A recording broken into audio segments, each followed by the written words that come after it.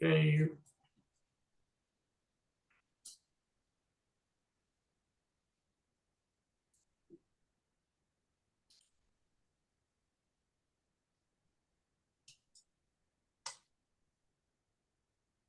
Okay, welcome to this NCCPAP Now seminar. We're going to start in about 4 minutes. Please make sure that you're muted, and I will come back to you as soon as we start and have everything together. Thanks.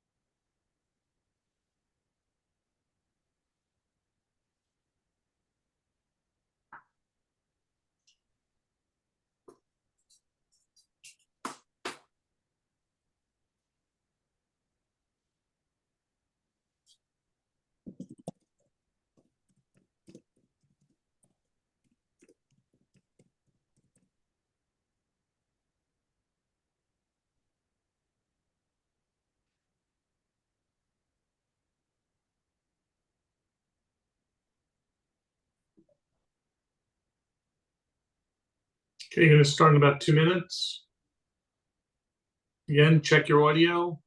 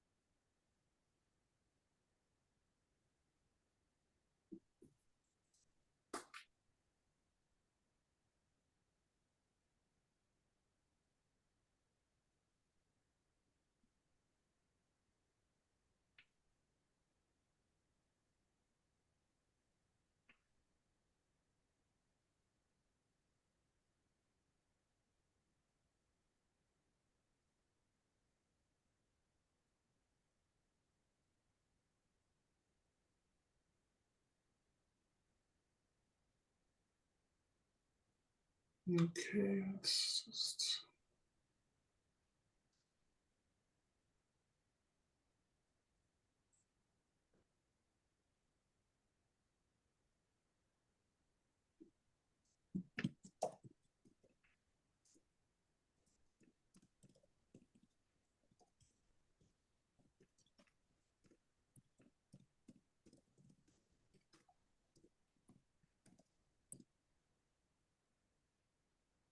Okay, I want to welcome everyone to another edition of NCCPAP Now.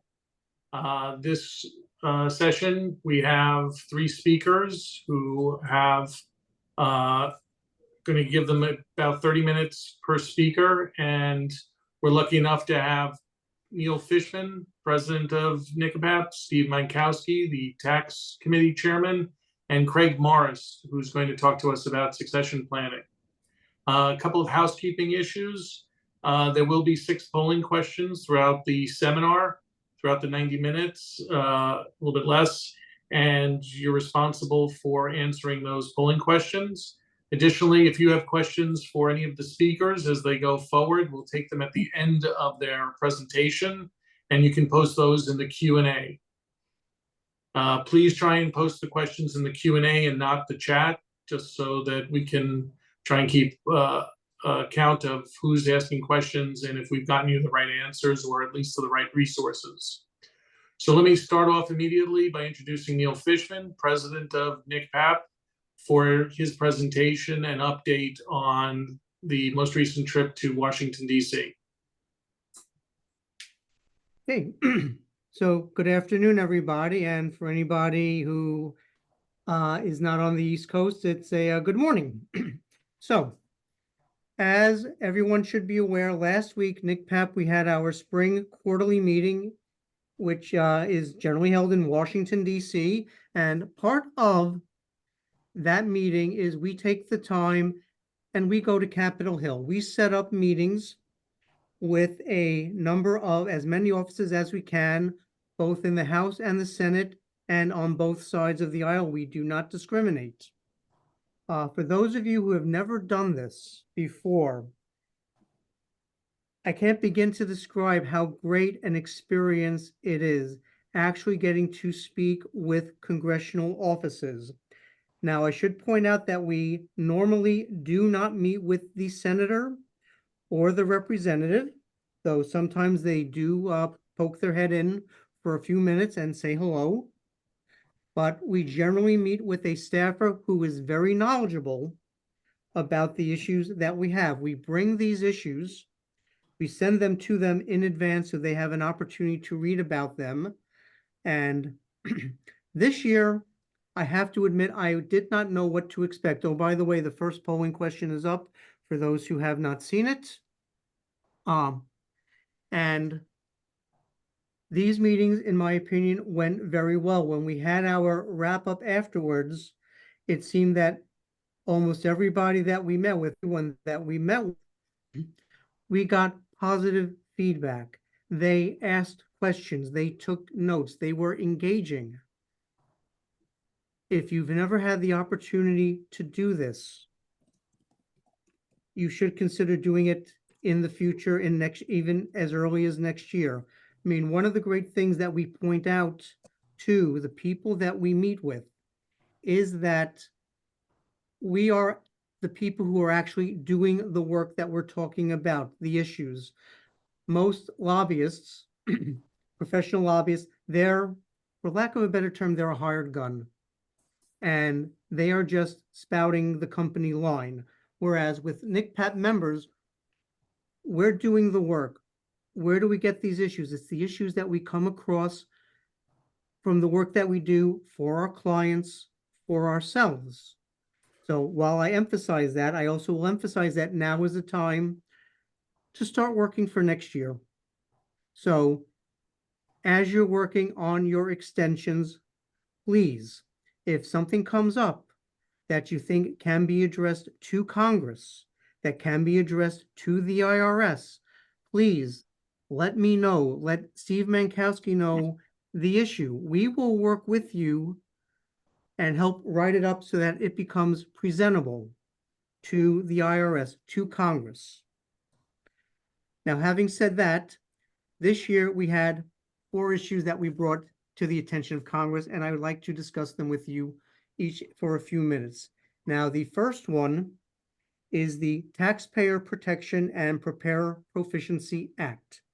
This is the legislation that would give the Treasury Department, therefore the IRS, the authority to regulate tax return preparers. As many of you know, there was the case Loving v. IRS, because the IRS tried doing this unilaterally a decade or so ago, and this case ruled that the IRS had overstepped their authority in attempting to do this unilaterally. The commissioner at the time, a man named John Koskinen, when they lost the case and the direct appeal, stated that the IRS would then be waiting for Congress to grant the authority. This legislation has been introduced in each of the last 4 Congresses, at the very least.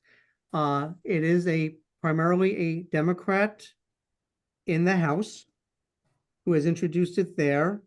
He has been looking for a Republican co-sponsor to do this.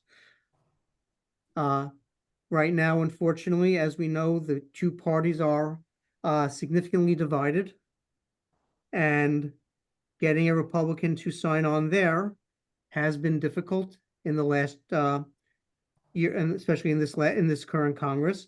We do know that the Senate is also working on a version of this as well. That there seems to be a little more bipartisanship, but we will have to see what it is. And what's important about this, the most important thing is the PTIN. Let me just talk about this for a minute. We all have it. Now, the IRS, since the PTIN was created, has issued approximately 2,150,000. Currently, there are a little over 807,000 active PTINs, and the IRS does provide detail on who has the PTIN, but even by their own admission, depending on the credential, these can overlap. So, for example, there are over 204,000 CPAs who have a PTIN. That represents a little over 25% of the active PTINs.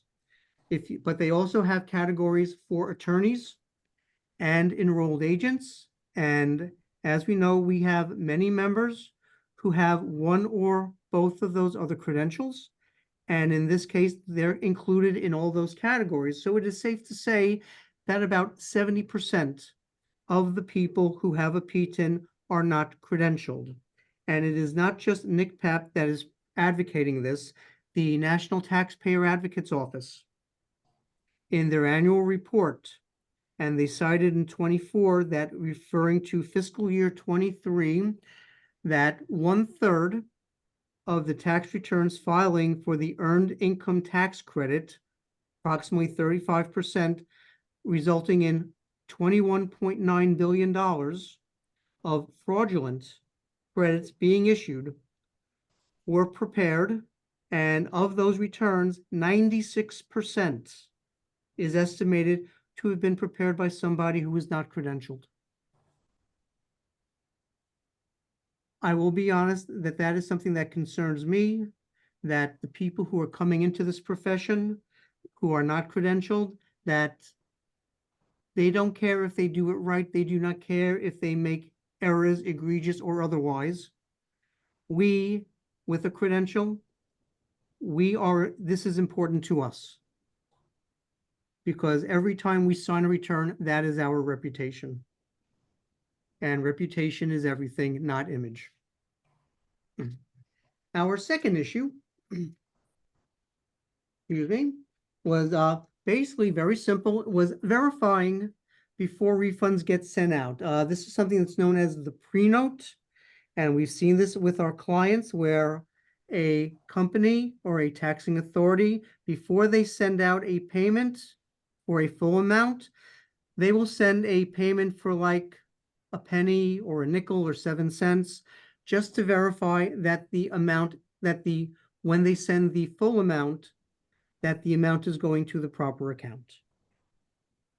Now, we've heard from smaller financial institutions that they complain that they cannot do this. But first of all, that is not the case. They can. And more importantly, this is not something that has to be done every year. We all have clients, for example, who get Social Security benefits.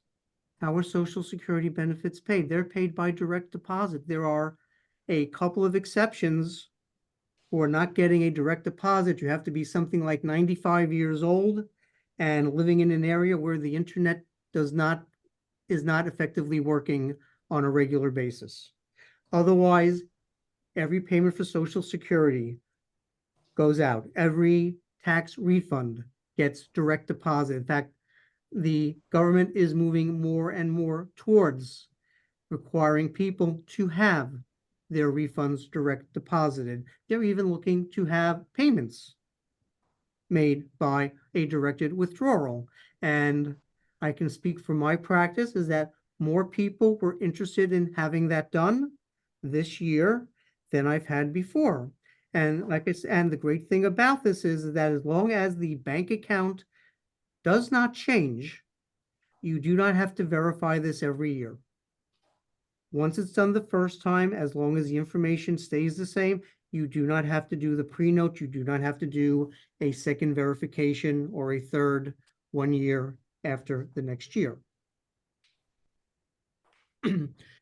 Our third issue this year dealt with theft losses. Now, under current law, theft losses are coupled with casualty losses.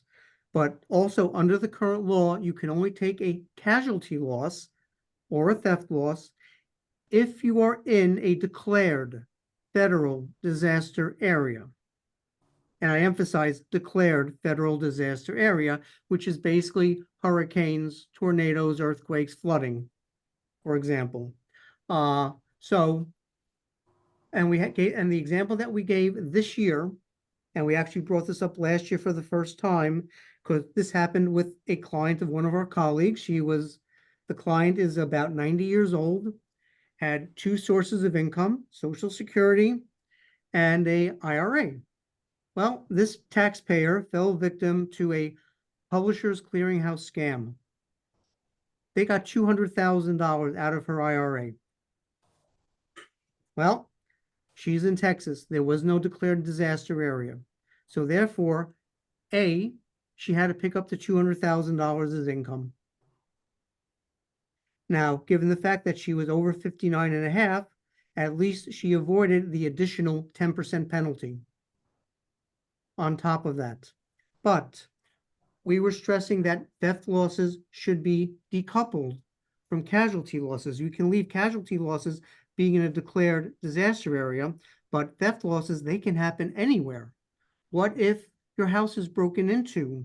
Somebody finds the safe and you've got a few $100,000 worth of jewelry stolen.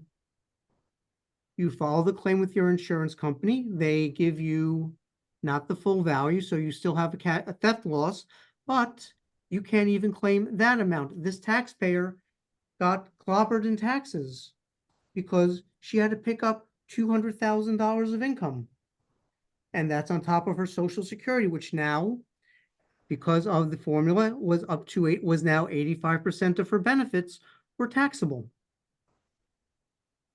In addition, so we bring the stats. I mean, everybody, you can go to the NCCPAP website. You can download the congressional agenda from 2025, and you can see the data that we presented because we showed the number of complaints. In 2017, there were just over 300,000 complaints with an estimated loss of $1.4 billion. Well, in 2023, those 301,000 complaints became 880,000 complaints. And the estimated losses, $12.5 billion. And all of that is taxable. So again, something that happened to one of our clients, one of our members brought this up, and we presented it to Congress. Polling question number 2 is up.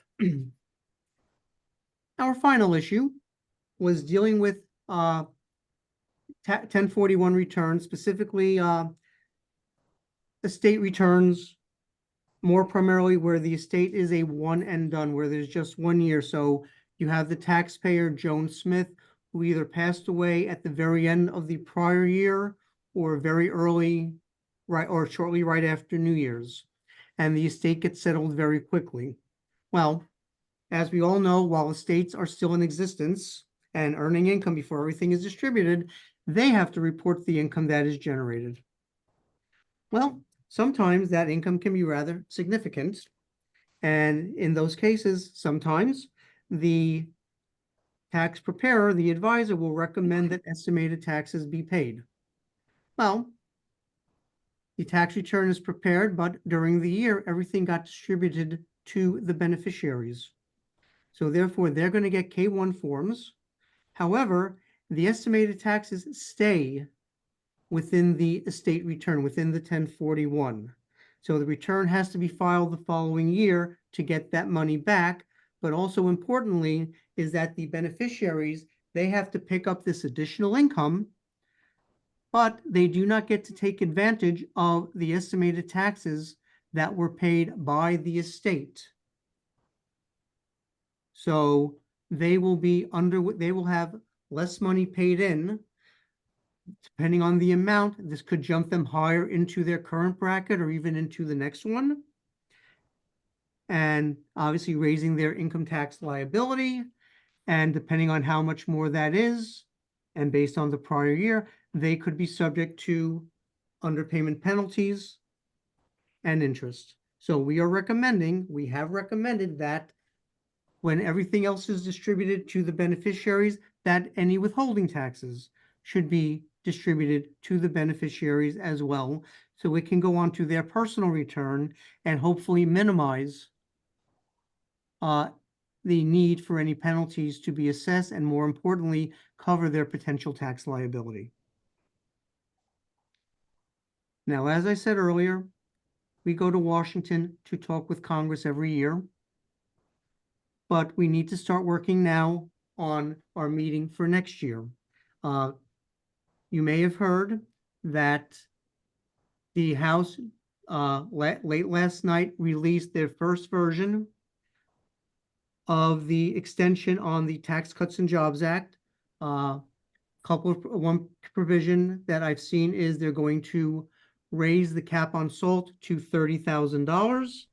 But there will also be a limitation that if your income is over $400,000, if you're a single head of household or married filing joint, gets cut in half if you're to $200,000 if you are married filing separately. As soon as we can, those of us will get a copy of the current draft. We will review it. And of course, if you get the opportunity, if you see anything in there that you think needs to be addressed, please reach out to the national office, reach out to me, reach out to Steve Mankowski, our tax chair. And we can start working on these things now. And depending on how things go, we can even bring it to the attention of Congress now. We will take the time, we will make the time to speak with Congress to make sure that our concerns, the concerns of the sole practitioner, the concerns of our clients will be heard. I want to thank everybody for the time. Are there, Michael, are there any questions on this? No questions right now, Neil. Just comment, just following up on what you had already said, but no questions. Okay. So thank you, Neil, and I just want to thank you and all the attendees who went down to Washington this past trip, who donated their time, which we all know is a very scarce commodity, to going down and ringing the bell on Capitol Hill and meeting with these representatives and these offices of these legislators so that our voice can be heard down in Washington. It's very important, and kudos to all of you guys for going down there and doing it. I would like to add, if I may, two last points, Michael. Sure. First, when I tell my clients that I take the time and I do this, it impresses the heck out of them.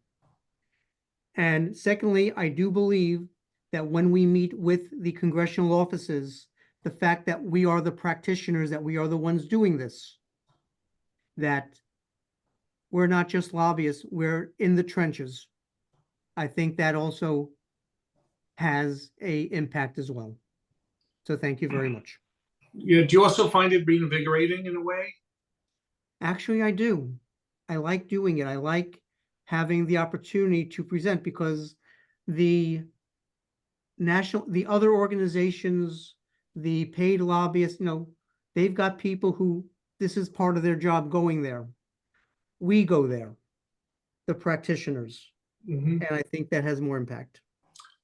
Well, again, it's well appreciated within the organization, and I think our voice does get heard, so that's great. So thank you, Neil, and let's go on to Steve Mankowski, the chairman of our tax committee, to give us an update with the time that's spent down in Washington with the NPL and the visits to Capitol Hill. All right, thank you, Michael, and thank everyone for taking some time today. One thing that just following up from Neil, just as I get started, is what we end up doing is really referred to, we're not lobbyists. We are advocating on issues on behalf of the profession, our members, and our clients, as opposed to lobbyists who are paid to present specific items. And with all that being said, late April, on the 24th, I was down at the monthly IRS meeting for the National Public Liaison. And that's a monthly meeting, basically 10 months out of the year. And they have different topics, and they meet with representatives from a number of the national accounting and CPA groups. And it's a good sounding board for them to bounce things off of practitioners, as well as for us to respond back or hit them with various issues that we are seeing within our practices, our members are seeing, et cetera. With the meeting 2 weeks ago, one of the bigger issues that was being presented, and they started their meeting, was dealing with an issue that has been one that I've been discussing for quite some time, which is fraud prevention and cybersecurity awareness. And it's an issue that unfortunately continues to exist. And the reason it exists is because it works. All the various different phishing emails and everything else that we see, they exist because unfortunately they're successful. But part of the presentation was that they, in their estimation, during 2024, their fiscal year, the criminal investigations reported over $2.1 billion in fraudulent tax returns. And some were items that were paid out, some were items that were caught through their schema, but it's still issues that are significant and continue to be significant until all the practitioners really start making sure that they have security in place.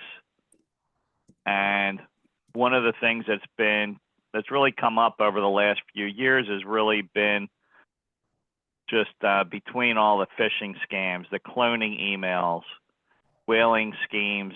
I mean, there's so many different names for all of them, but really what a lot of it comes down to is it's the bad guys trying to steal our data, our client data, and they do it with whatever means possible. If you were to actually receive an email that comes in that looks suspicious, you should really just, the email address that's on this slide, phishing@irs.gov, is where they would look for you to be sending that through. You can also, by all means, contact your stakeholder liaison. And with any of these issues, if you think you have a breach, start by contacting your stakeholder liaison. If they are not there and you call their main numbers, there are people that monitor those answers, those answering machine messages, as well as emails. So regardless of what's going to be going on within the IRS, those are still issues that are going to continue to be monitored to make sure that, I don't know what happened to the slides there, Michael. They'll be back. I just lost connection. I'm coming back. All right. Do we Sorry for that reconnect them technical with just the issue. slides? We're coming back.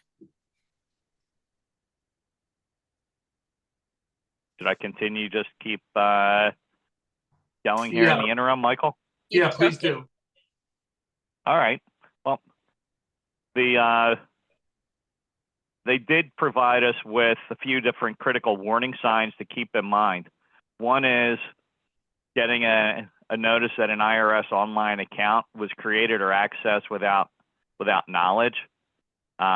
Notice a return being filed, calls or emails about their returns, refunds without filing a tax return.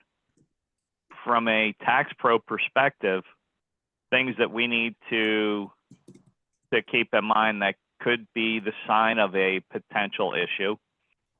Unexpected software issues, actions taking longer, client return rejected because the social was already used. One that I've heard more and more lately is CAF numbers being compromised, notifications from IRS about client returns that you don't know. These are all issues that continue to exist regardless of a lot of the actions that are taking place. And just keeping in mind, it's a number of our members and a number of practitioners continue to ask a question. When we call practitioner priority line, why are they asking me for my social security number, my birth date?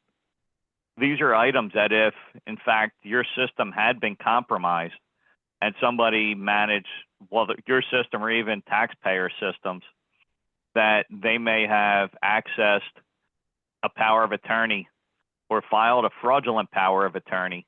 If you're calling in, that's the information underneath your CAF is not information, or the information they're asking you to verify who you are is not information that would appear on your power of attorney form, such as your birth dates and so forth. I know people that have asked the question, why can't they ask the out-of-wallet verifications? And I think some of it is that as they're accessing the information about a specific taxpayer, they would be questions that would be asked of us if we were asking questions about our accounts to verify that. But in verifying the information on a CAF, I believe that that may be in a separate system or just not be able to be accessed through that. But we are advised to provide that information so that the IRS is able to help us for those.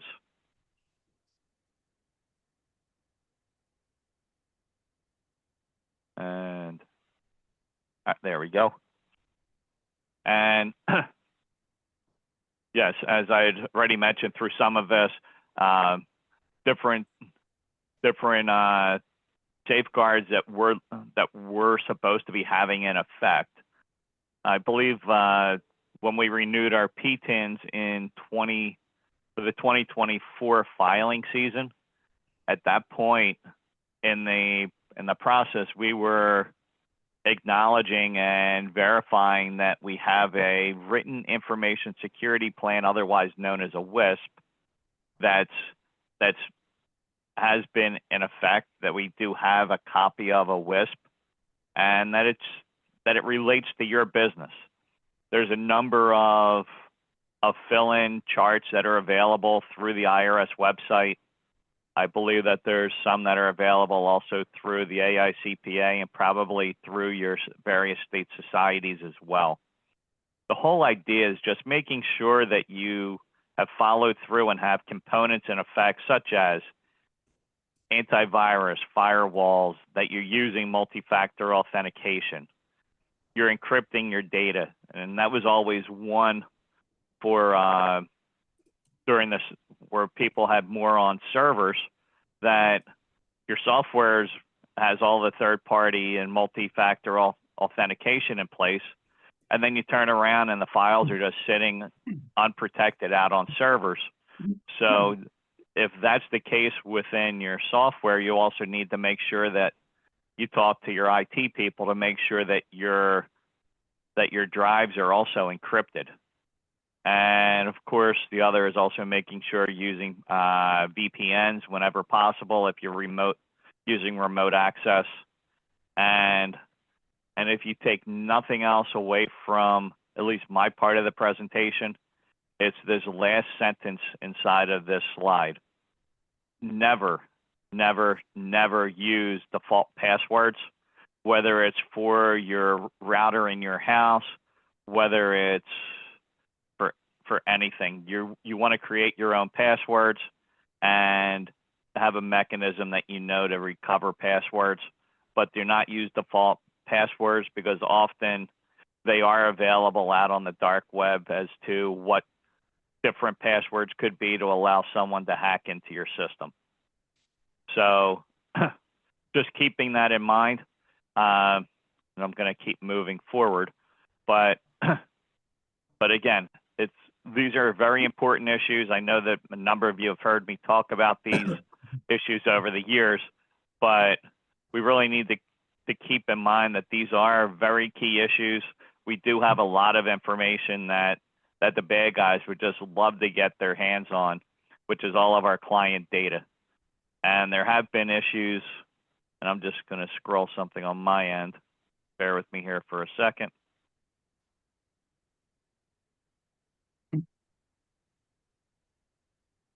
When you're looking to create a WISP, just to back up, there's no one size fits all. IRS do have two publications, 5708 rather, and 5709, that can help with designing a WISP. And I'm just looking for, and the number of breaches, which is one that's very important. The IRS and their definitions, a data breach means the breach of client data. And if you suspect that has occurred within your system, you need to then reach out to your stakeholder liaison immediately. If you receive an email, and I think we've all gotten this part, we've received an email from someone posing as a CPA saying, hey, here's the access to our server that you requested, or hey, here's a file that we're making available for you through our portals. If it's not anyone you're aware of, you really should be sending that to phishing@irs.gov. The scary number that I'm going to provide is the number of breaches to date as of April 24th, 2025. Increased same period last year, 130 to 193. And that's significant. That's people like us. It's not always some little mom and pop that don't have anything in place. These are practitioners that think they have everything in place, that they're getting caught up in these situations. So please, by all means, take every step necessary. And because I do believe, and I don't know the stat, and if you know this one, Michael, you can certainly feel free to chime in, but the cost regarding and relating to data breaches is significant. If you don't have cybersecurity in place within your firm, you really need to look into it, whether you're doing it as an add-on or as a separate policy, and there's going to be pros and cons to each, but you need as a minimum to have something in place so that you're protected, because the cost can really be, the out-of-pocket cost can be exorbitant. Then there's the almost untrackable, which is after you've dealt with a breach, that then you're going to have the clients when they're coming in that may have been affected or have gotten notification, they're going to ask a question, and you're going to talk to them for a couple minutes about it. Well, that's unaccounted time. That's expenses that are really associated with a breach that you'll never get back. Yes, Steve, I mean, we can only contemplate, the worst case scenario. I mean, the tangible costs related to having to clean this up, or the intangible damage to our firm and reputations, and whatever that's going to mean going forward. Can you just discuss any parallel or any requirements? You said under the IRS for a WISP, but how about for malpractice? The insurance carriers, are they stepping up their requirements on firms? I've been hearing nothing definitive. I think it's really a company by company difference, that they're not requiring that. I mean, they're aware that if we're tax practitioners that we need to have a WISP. I have heard that there are a few of the companies that are requiring that you provide them a copy of your WISP, but nothing that's not across the board at this point. And again, keep in mind that if you're putting one together, or even if you have one together, reach out to your insurance company and just say, hey, I'm revising my WISP, and is there anything that's available as a resource that I should make sure that I include and make sure I've accounted for? And better to be proactive and try to figure out some of these issues and some of these holes in your system that you may not know exist. Better you find them out now than find them out after you have a breach. That's so true. And to parse out the different dovetailing in policies between your cyber policy and your malpractice policy. Yeah, and that's one where, I've looked at both. At this point, I just have mine's actually an add-on with Aon that I have, and I have considered doing a separate cyber policy, and it's one where I review it every year. I talk with my agent, and we look at the different pros and cons, and it's certainly advisable that for all those in attendance to do the same.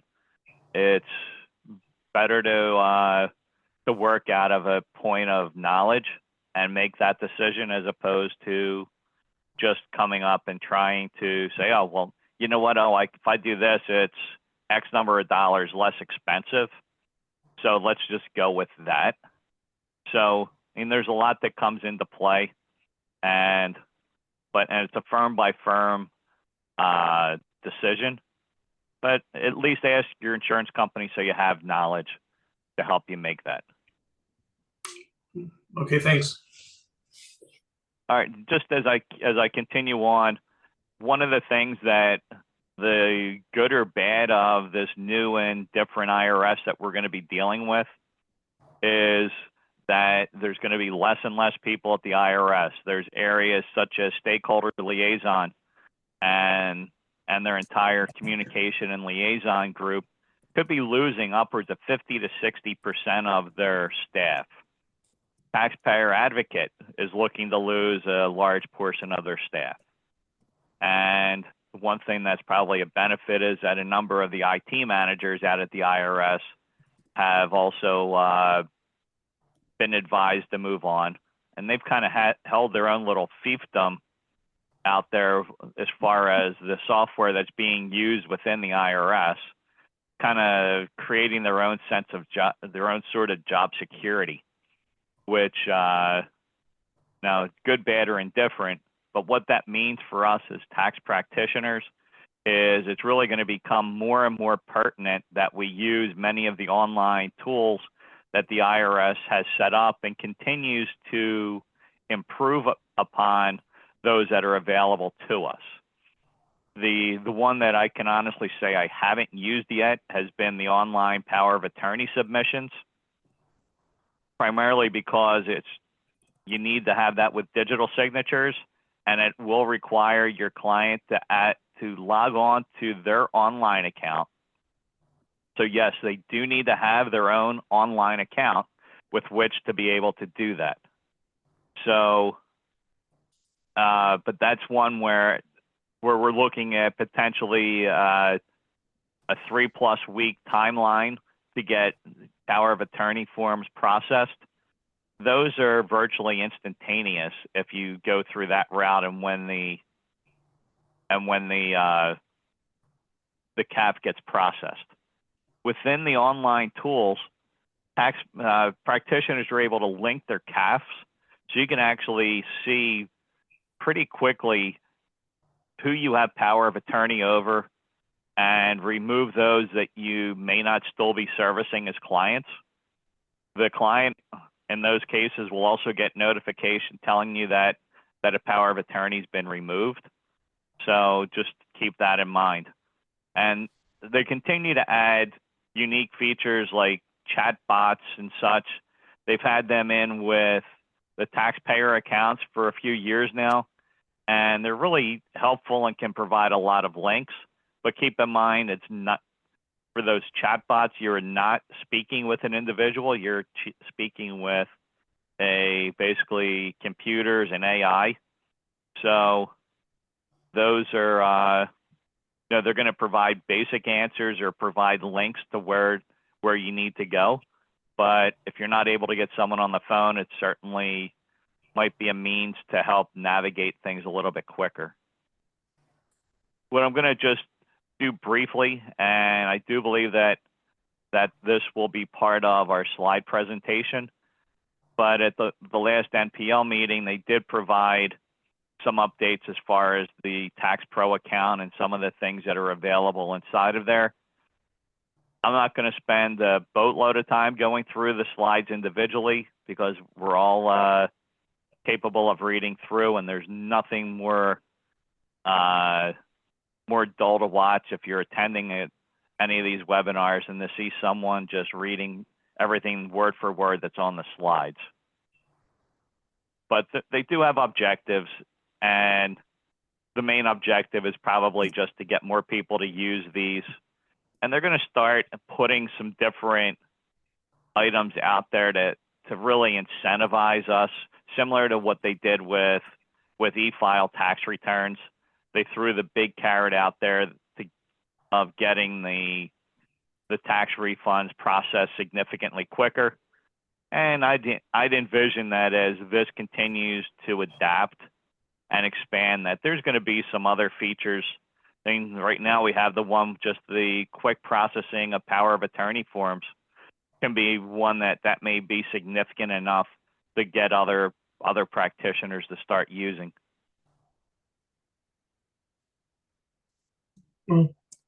And ultimately, their whole goal is to have us save time.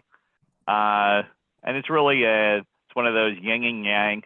Yet that yes, it's going to help.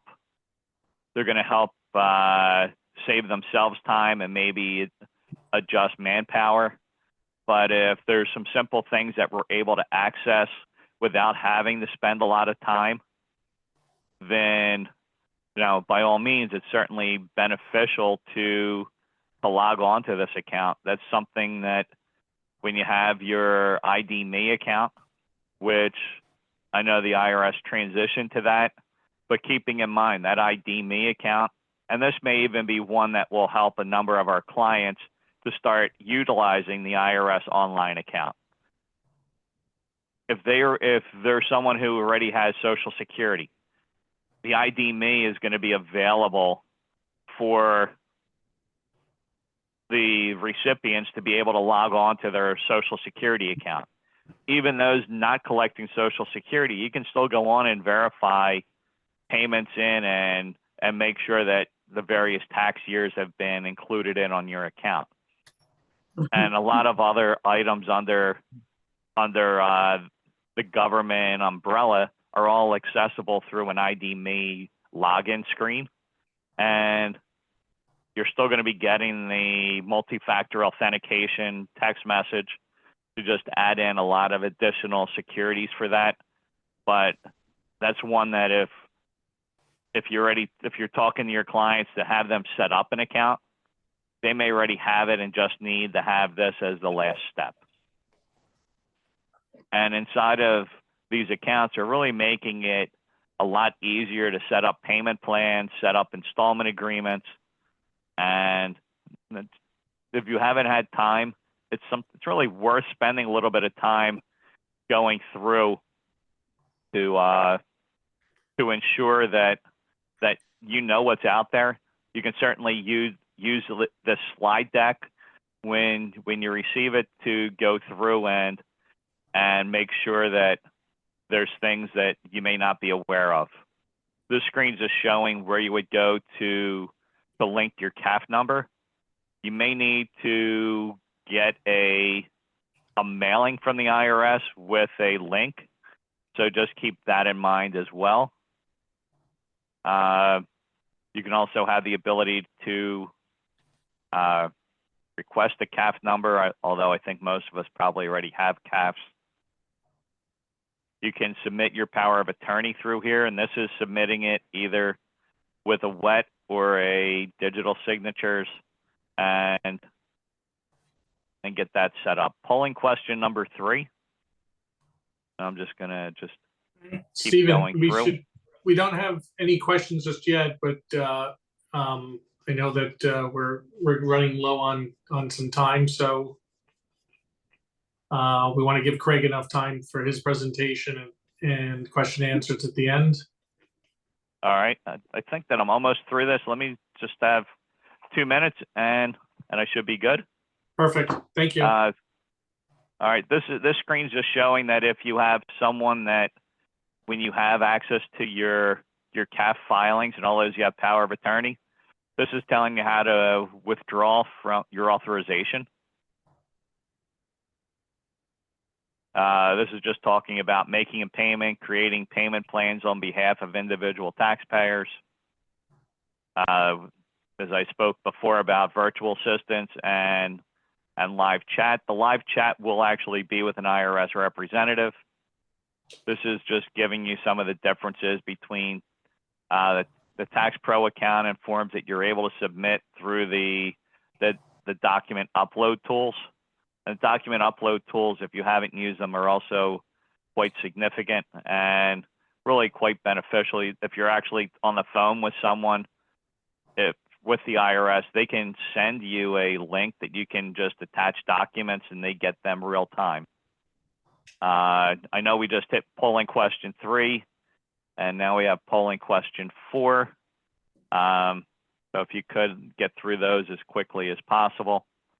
And if there's no other Q&A, No, you're good. I will cede my time so that Mr. Morris has ample time for his presentation.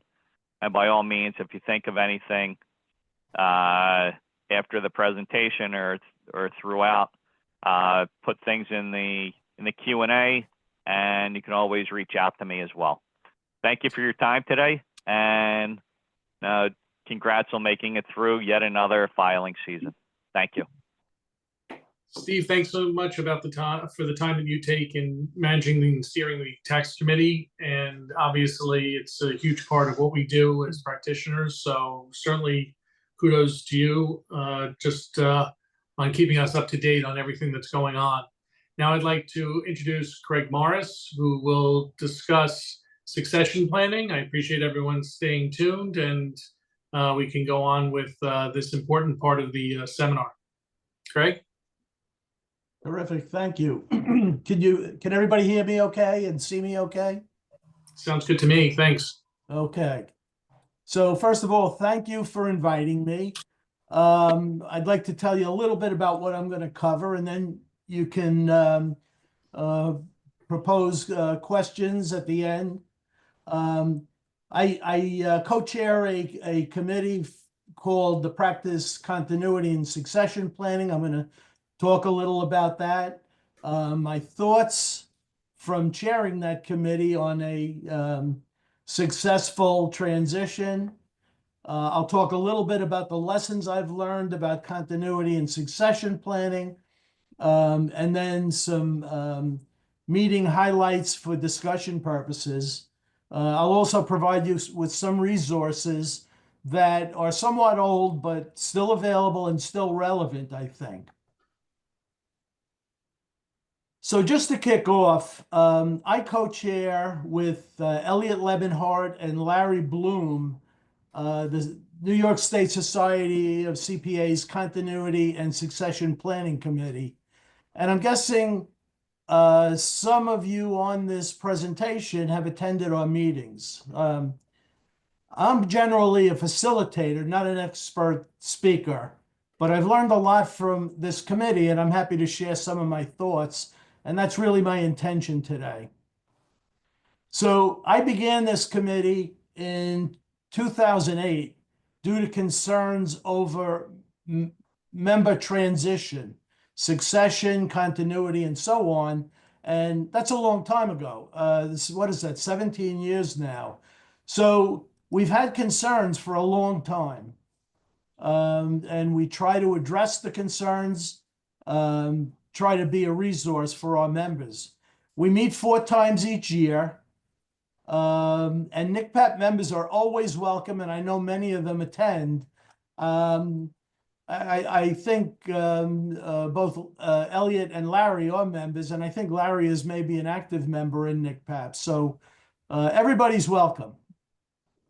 So just a background on the committee. Like I said, the committee began in 2008. So far, we've had over 60 quarterly presentations. And why did this committee begin? Well, just with current statistics, it's all about demographics. The Nassau chapter, when I began the committee, had over 5,000 members. More recent count is about 3,200 members. So we've had a lot of change. 36% of those members are under 50 years old, and 64% are over 50. And certainly NCCPAP is facing similar changes. Those aren't even the most current statistics. I'm betting the circumstances are getting worse, not better. So we're getting older. There are fewer young people to take over. Staffing has become an issue if you're trying to hire people. Retirement and transition have become difficult. And CPAs need help. We need help. We need guidance. So the goals of our committee are to be a member resource for continuity concerns and a community for education and networking.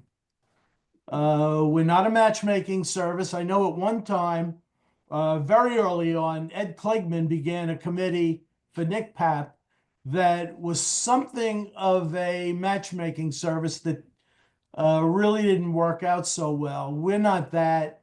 We don't facilitate transactions, but we have had people in our committee meetings that have, I hate to use the term hooked up, but have gotten together and merged their practices or taken another member out. So it is an opportunity to meet others in either an acquisition or an emerging situation.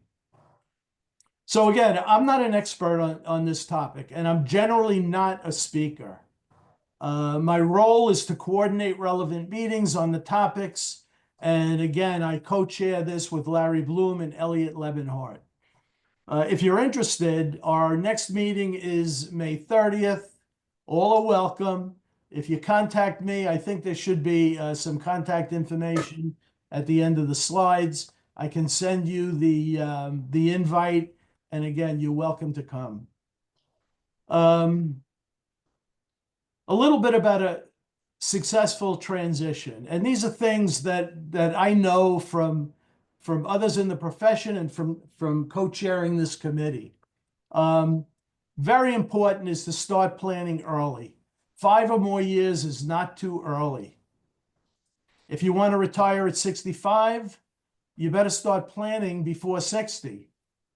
Though most of us never seem ready, me included, to be honest.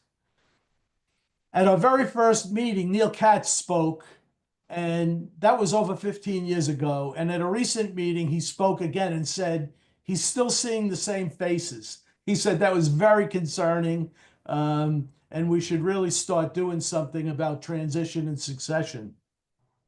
So what's important? First of all, I think you need to have a second act. What are you going to do after public accounting?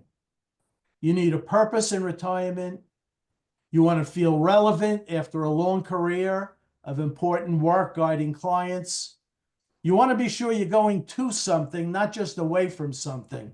And I've heard more than once that golf every day is probably not going to be fulfilling. A retired friend of mine, the CPA, said that he retired to play golf. He had a great game. He did very well for about 2 years. His game plateaued and it became a frustrating venture, and he was looking for something else to do. So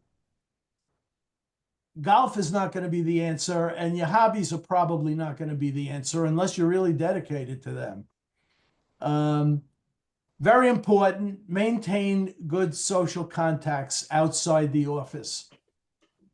I hear from clients and friends in our profession that I never hear from my work friends after I retire, and that's so true.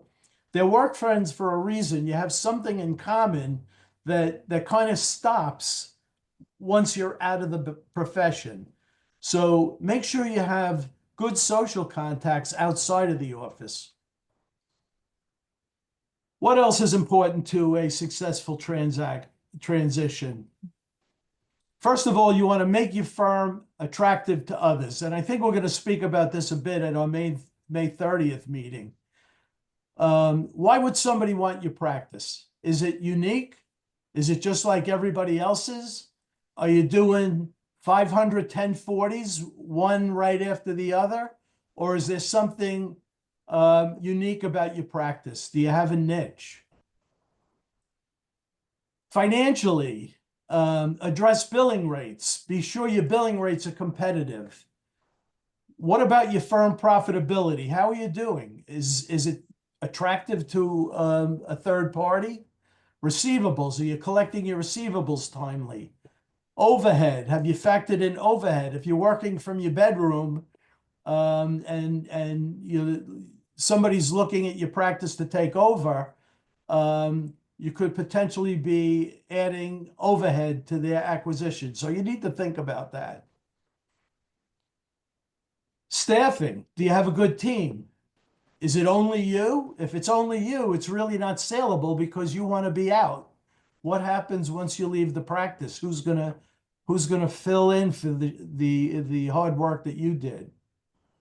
And then also you need to realize that the market has changed. Firms now go for under 100% of gross revenue, and we've been hearing that from some of the transition advisors, including some we all know that have told us for years that you're not going to get 1.5 times, you're not going to get 2 times. Practices often go for 75 to 80% unless you have a desirable niche.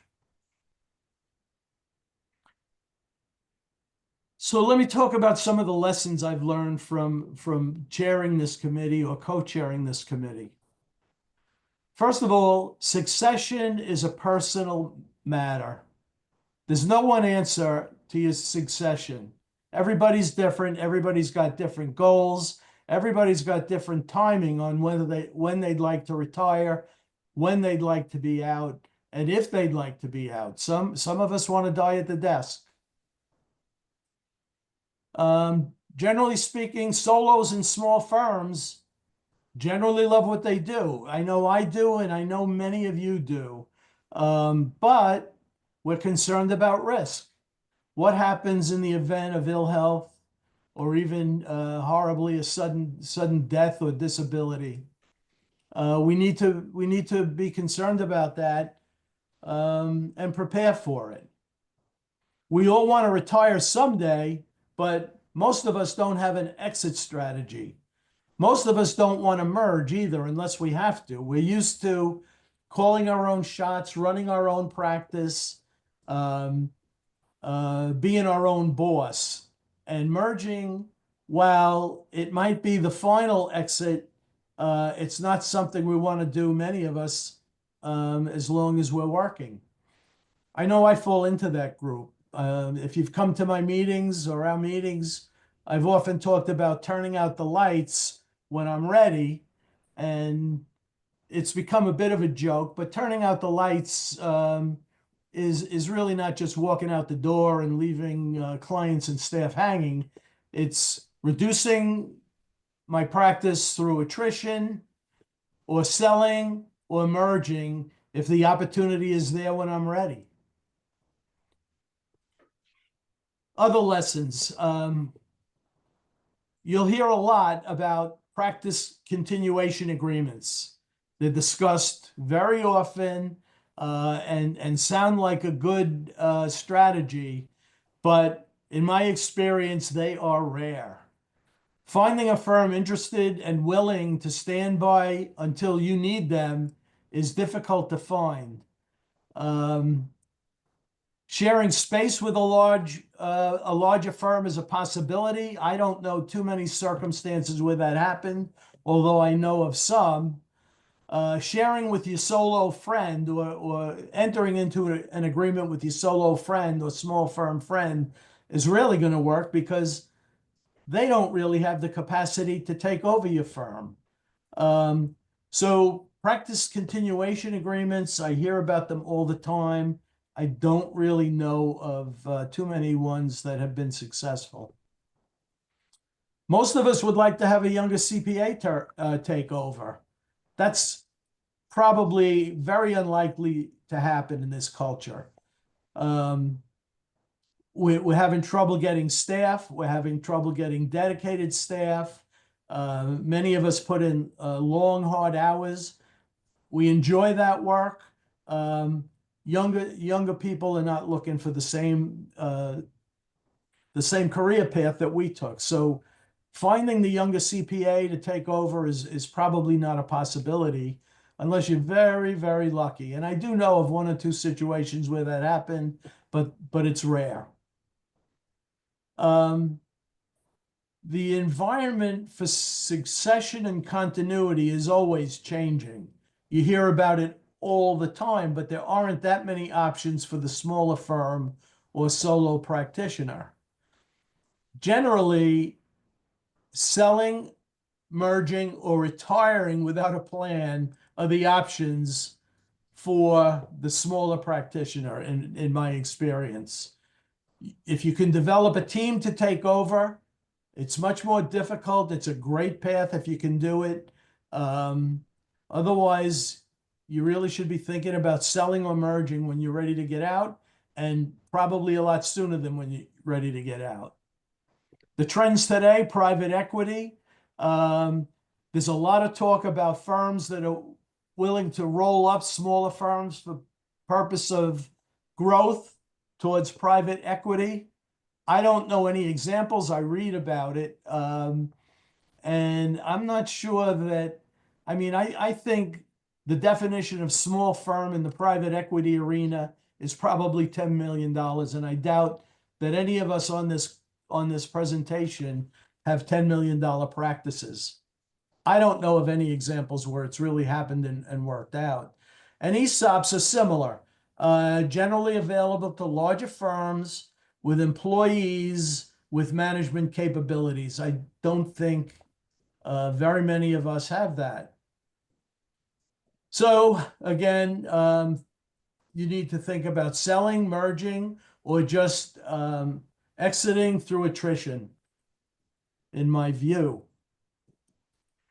So what do we address at the committee? Some of the things we've done in the past. As I said, the very first committee meeting we had was Neil Katz speaking about legal aspects of practice continuation agreements.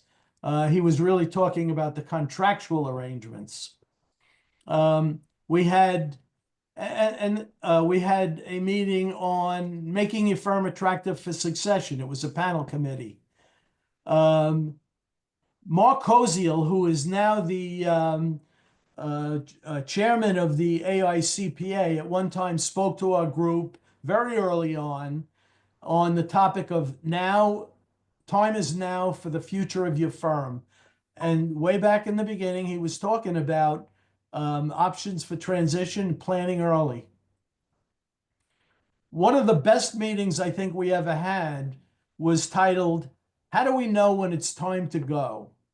And it was a panel of retired CPAs, including Ed Kligman, who, again, is a founding member of NCCPAP, Fred and Mickey Levine, who were also, I believe, chairpeople of NCCPAP, Bernie Rader, and Paul Keller.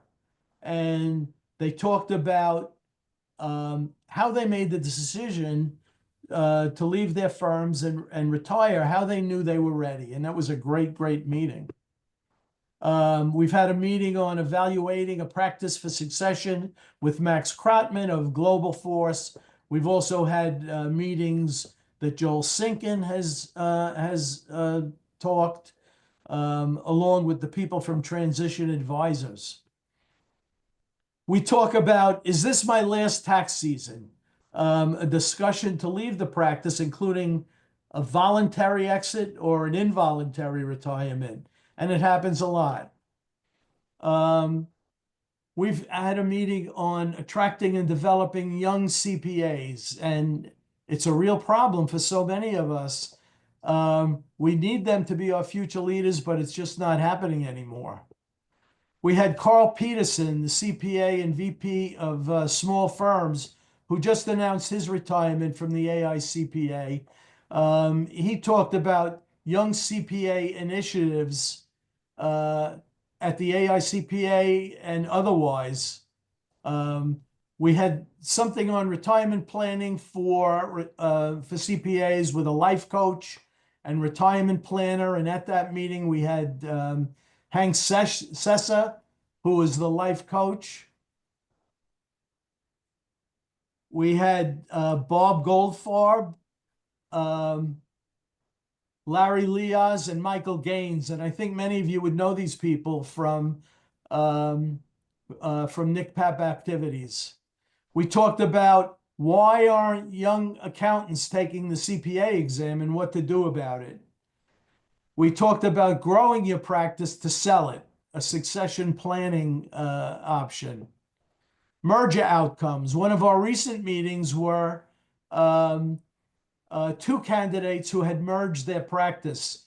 Paul Charles merged into a national firm, and Joel Hellman merged into a local Long Island firm. They both talked about their experiences, what caused them to want to merge, and basically it was the environment today.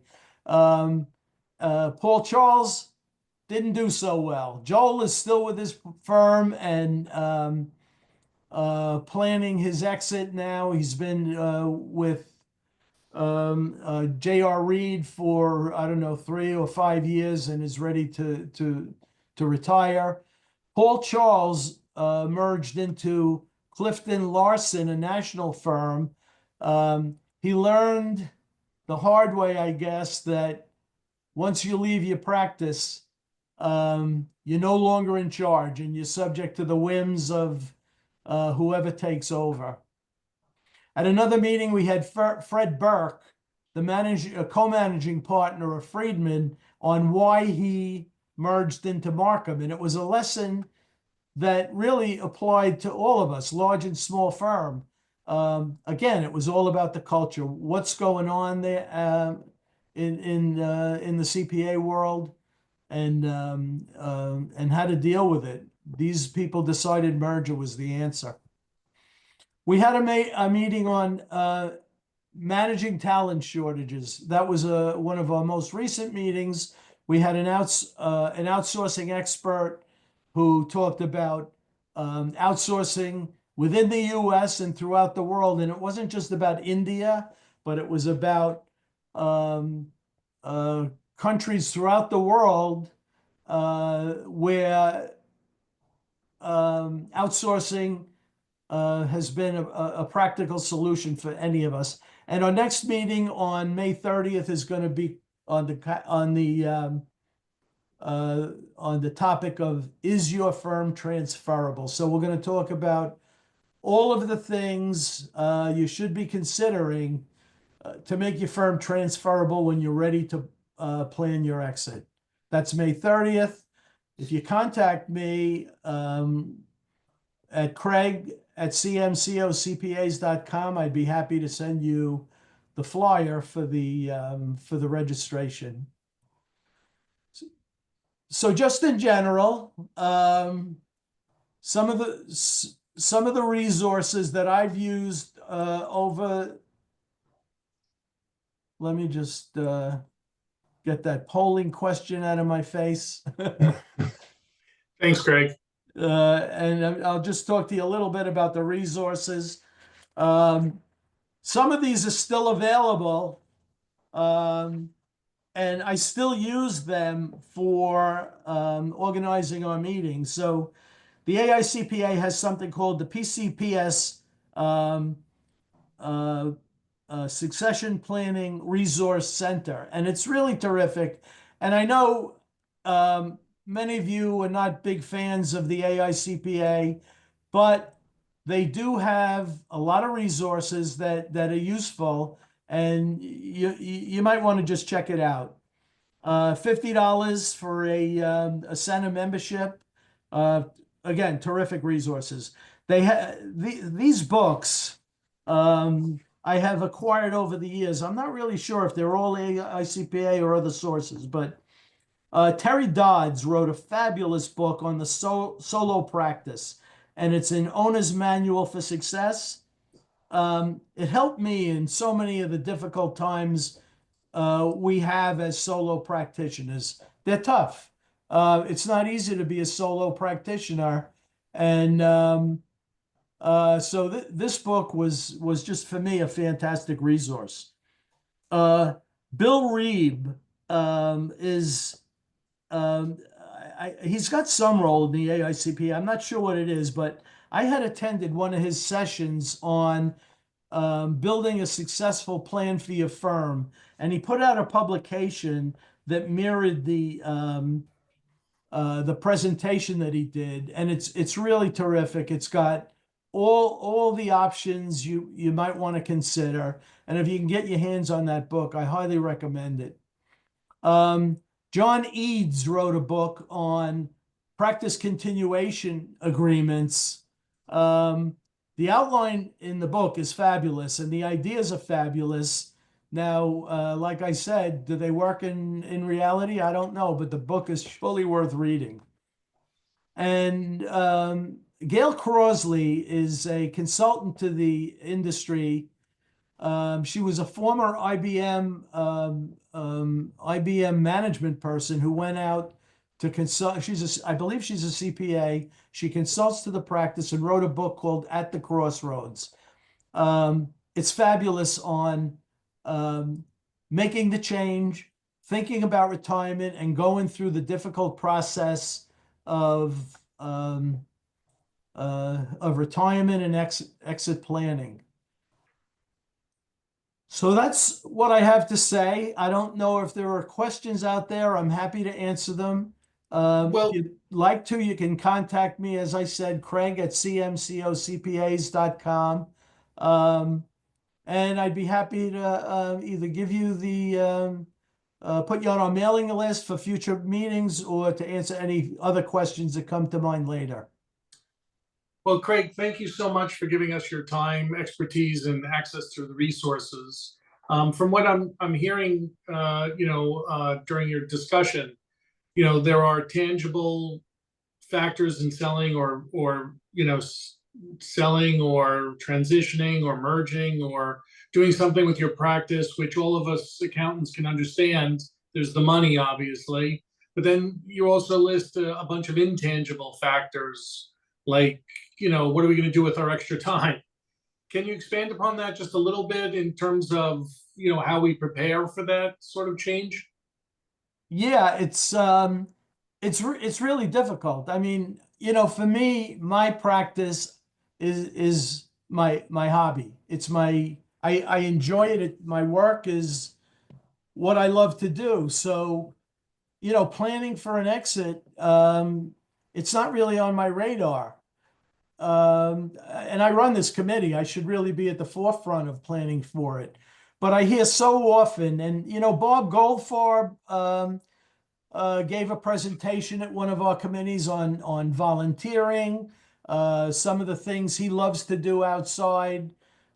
He had a lot of hobbies. Social contacts are so important. Don't ignore your non-CPA friends. There's a kind of a joke in my office that all of my friends are CPAs. And, when I look at all of my friends, it seems to be true. You need a social life outside. What will you do? It's unique to every one of us. It's not, there's no one right answer, but, you really have to think about that for yourself and come to a conclusion. So, again, I said it early on, there's no one right answer. You need to really... Yeah, Craig, I mean, some of us have grown up where, if it's our firm and our circle of friends are also clients. That's true, right? too. And when you start transitioning, how does that work out? Because, you still want your friends, but they're just not your clients. Yeah. I bet there are other people on this on this presentation that have a lot of answers for that question. They are friends, and we get very close to them. Preparing them for the change, if you decide to retire or to merge, it's got to be thought out. It's got to be handled very delicately. You want to stay in touch, but you also have to pass the torch. So, Joel Sinkin used to talk about that a lot. He used to talk about passing the torch and exiting the profession. Not such an easy thing to do for many of us, but if you're not in the firm, if you've transferred out of the firm, stay in touch with those clients. There's nothing wrong with keeping up those friendships. Right. I mean, it's a lot of weddings and bar mitzvahs and other Absolutely. things that you have to get going to. Absolutely. Do you see a need, because there isn't an influx of younger people coming into the profession, that, rather than going cold turkey with a succession plan, that people are just sort of, doing the elder statesman or emeritus route with firms, and that they have many things to offer, especially seasonally, possibly during tax season? Clarify? So, having the elder statesman around, having, people who have transitioned their practice, I mean, that could make up for some of the gap in not having younger CPAs coming in.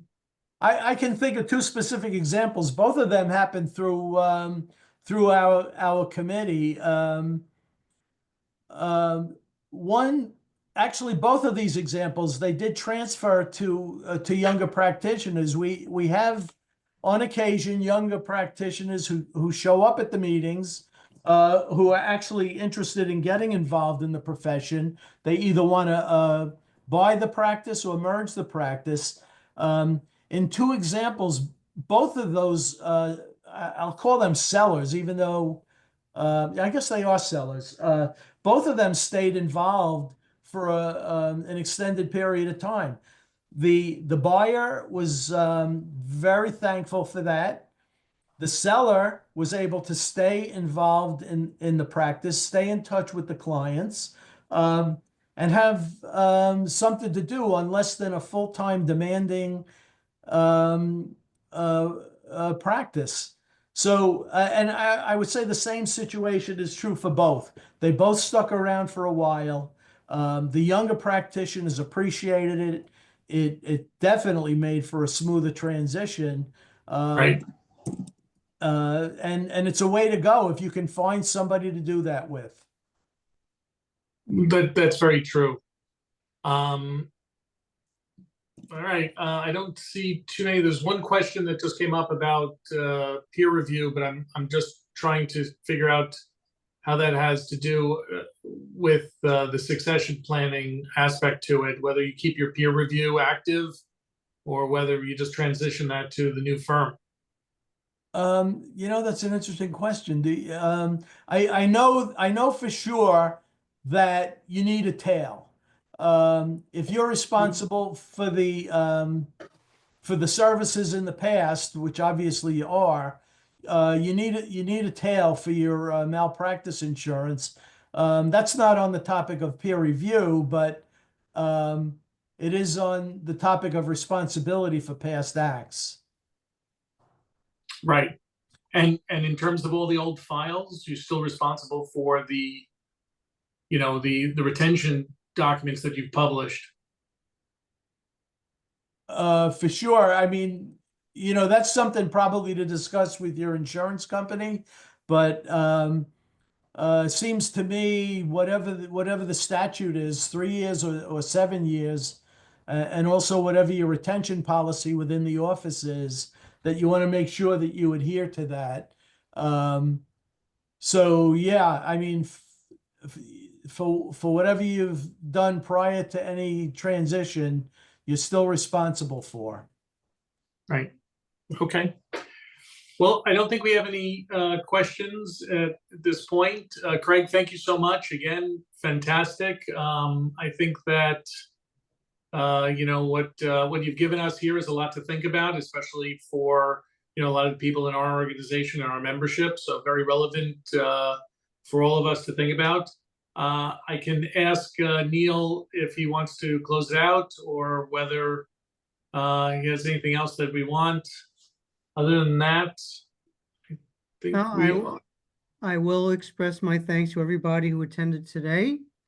Reminder that our next quarterly meeting is going to be August 4th, 5th, 6th. That's a Monday, Tuesday, Wednesday. It's going to be up in Westchester, in the Westchester Rockland area. So anyone and everyone is invited to attend live or by Zoom. Would hope that people would take the time to come, and we're always looking for people to get involved. So don't be shy. Thanks, Neil. I appreciate it. All right. Well, thank you for attending. If you have any questions after this, you can reach out to Alex in our national office. I just want to confirm, Craig, it's Craig, your email address is Craig at CMCOPAS. CPAS. Yeah, CMC CPAs, I'm sorry, CMCCPAs.com. CMCOCPAS.com. That's it. We got it. Good for us. Okay, okay. Thanks so much. I appreciate it. We got a little confused there. All right, Thanks have a for great having day, me. everyone.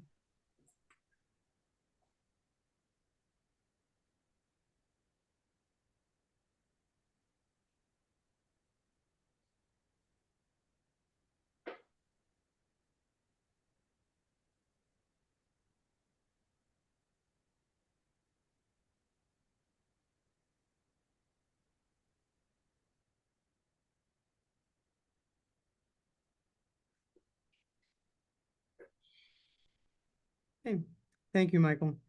Yeah, no worries. That was good. Take care. Okay, have a great day, guys.